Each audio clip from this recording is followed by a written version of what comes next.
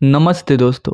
सनातन धर्म में कुछ तिथियां ऐसी होती हैं जो केवल एक पर्व नहीं होती बल्कि पूरे जीवन की दिशा बदल देने वाली होती हैं। ऐसे ही एक अत्यंत पवित्र और पुण्यदायी तिथि है पौष पूर्णिमा। धार्मिक ग्रंथों में कहा गया है कि पौष पूर्णिमा से ही माघ स्नान का शुभ आरंभ होता है। इसी दिन से प्रयागराज के पवित्र संगम तट पर माघ मेला और कल्पवास की शुरुआत मानी जाती है। यह वही दिन है जब भगवान श्री विष्णु और माता लक्ष्मी की विशेष कृपा पृथ्वी पर बरसती है। कहा जाता है कि इस दिन जो भी भक्त श्रद्धा और नियम के साथ स्नान, दान और व्रत करता है उसे साल भर किए गए पुण्य कर्मों के बराबर फल प्राप्त होता है। और माघ स्नान केवल एक स्नान नहीं है, यह एक आध्यात्मिक साधना है। इसी दिन से साधु संत, तपस्वी और श्रद्धालु प्रयागराज के संगम तट पर कल्पवास प्रारंभ करते हैं। कल्पवास का अर्थ है संसार से कुछ समय के लिए दूरी, संयम, तप, साधना और पूर्ण रूप से भगवान में लीन हो जाना। कल्पवासी पूरे 1 महीने तक संगम तट पर रहते हैं और प्रतिदिन सिर्फ एक बार नहीं बल्कि 3 बार पवित्र संगम में स्नान करते हैं। शास्त्रों में कहा गया है कि माघ मास में संगम स्नान करने वाला व्यक्ति जन्म मरण के बंधन से मुक्त हो जाता है और अंत में बैकुंठ धाम प्राप्त करता है। इसी कारण पौष पूर्णिमा को सनातन धर्म में अत्यंत विशेष और दुर्लभ तिथि माना गया है। लेकिन इस बार पौष पूर्णिमा को लेकर कई लोगों के मन में भ्रम है कि व्रत 2 जनवरी को रखें या 3 जनवरी को। तो आइए इसे बिल्कुल सरल शब्दों में समझते हैं। हिंदू पंचांग के अनुसार पूर्णिमा तिथि की शुरुआत 2 जनवरी शुक्रवार शाम 6:54 पे हो रही है और वहीं पूर्णिमा तिथि की समाप्ति 3 जनवरी शनिवार दोपहर 3:32 पर होगा। अब ध्यान देने वाली बात यह है कि 2 जनवरी को पूर्णिमा तिथि सूर्यास्त के बाद लग रही है, यानी उस दिन पूरे दिन पूर्णिमा नहीं है।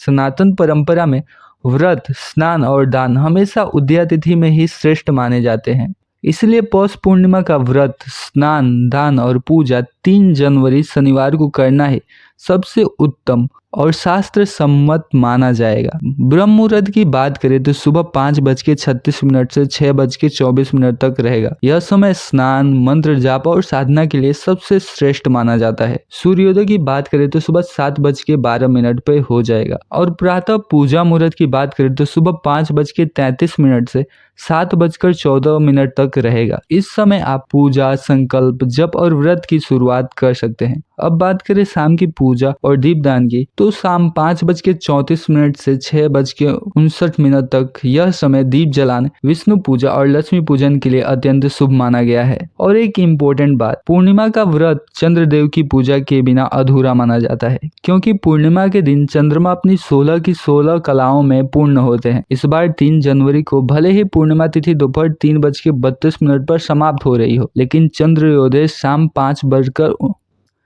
लेकिन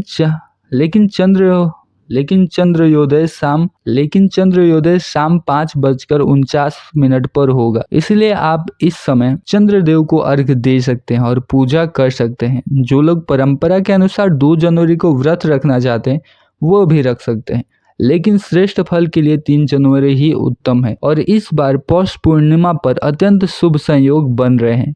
ये सभी योग पूजा, दान, व्रत और साधना को कई गुना फलदायी बना देते हैं। अब जानिए पौष पूर्णिमा की सही पूजा विधि। सुबह ब्रह्म मुहूर्त में उठकर पवित्र नदी या घर पर स्नान करें, स्वच्छ वस्त्र धारण करें, स्नान के बाद सूर्य देव को जल अर्पित करें और सूर्य मंत्र का जाप करें। इसके बाद भगवान विष्णु को पीले पुष्प, चंदन, अक्षत, वस्त्र और तुलसी दल अर्पित करें और माँ लक्ष्मी का भी पूजन करें। विष्णु सहस्त्र नाम या विष्णु मंत्रों का जाप करें। पूर्णिमा व्रत कथा या श्री सत्यनारायण भगवान की कथा का पाठ करें। अंत में कपूर से आरती करें और पंचामृत व तुलसी का भोग लगाएं। जो लोग व्रत रखते हैं वो एक समय फलाहार करें। जो व्रत नहीं रख सकते हैं वे सात्विक भोजन कर सकते हैं। तो दोस्तों, पौष पूर्णिमा के दिन किया गया दान कभी व्यर्थ नहीं जाता।